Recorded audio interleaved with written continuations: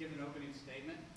Well, I think it's an understatement to say that we needed this win for a lot of different reasons. One, to get a conference win, those are like gold. Two, to protect home court. You know, we want Campbell to be a tough place to play, and I think that we demonstrated tonight by holding a good Campbell team to 52 points that, you know, it is a tough place to play, and we do play well at home, even though we dropped a tough one on Tuesday night. And then three, you know, it is what it is. We've been on the wrong kind of streak, if you will.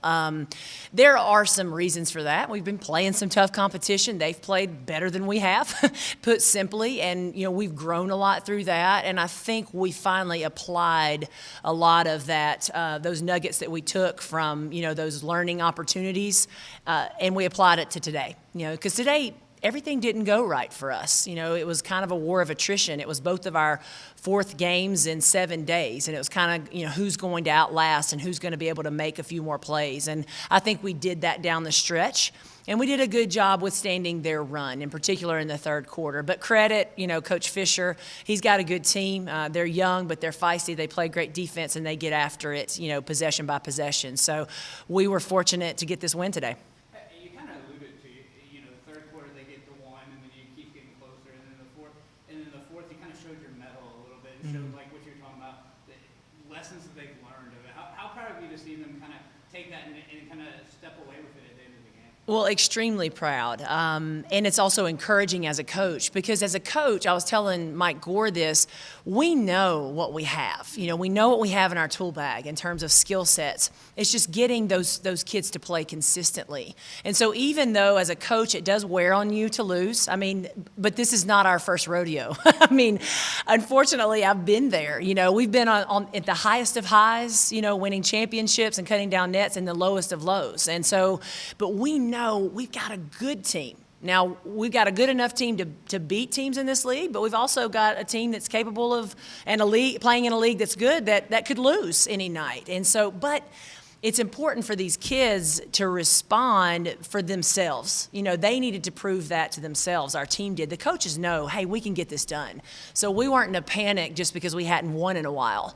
We were just, you know, okay, stay the course, stick to the process, make some adjustments when you need to. But as a player, Brian, you know that, having played soccer, you start kind of questioning yourself or doubting, or when Campbell's coming back in the third quarter, uh-oh, here it goes. And so I didn't see any of that. Not one timeout did I have to correct body language or want to, or confidence or trust in teammates. They were on it, and the kids took ownership of that. Coaching was easy today, in terms of, not easy because of our opponent, but I wasn't coaching emotion. I was feeding off positive emotion and just coaching basketball, and it was great.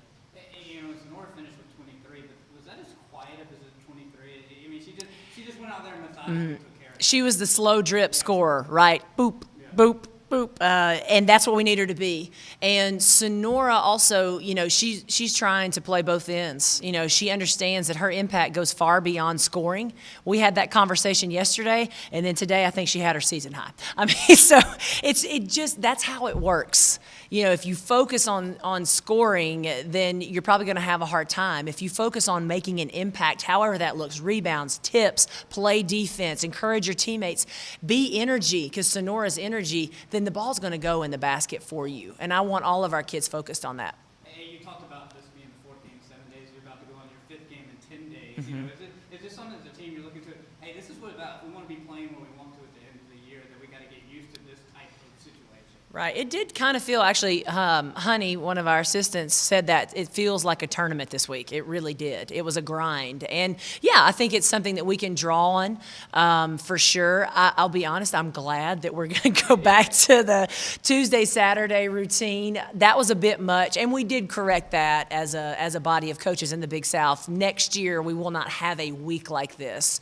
But with Liberty's exit and having 11 teams in the league, we were stuck with this week because of the start date we chose.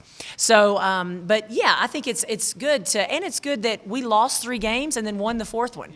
You know, I mean, we showed that we can be resilient, like you said earlier. Thanks for your time. Thank you.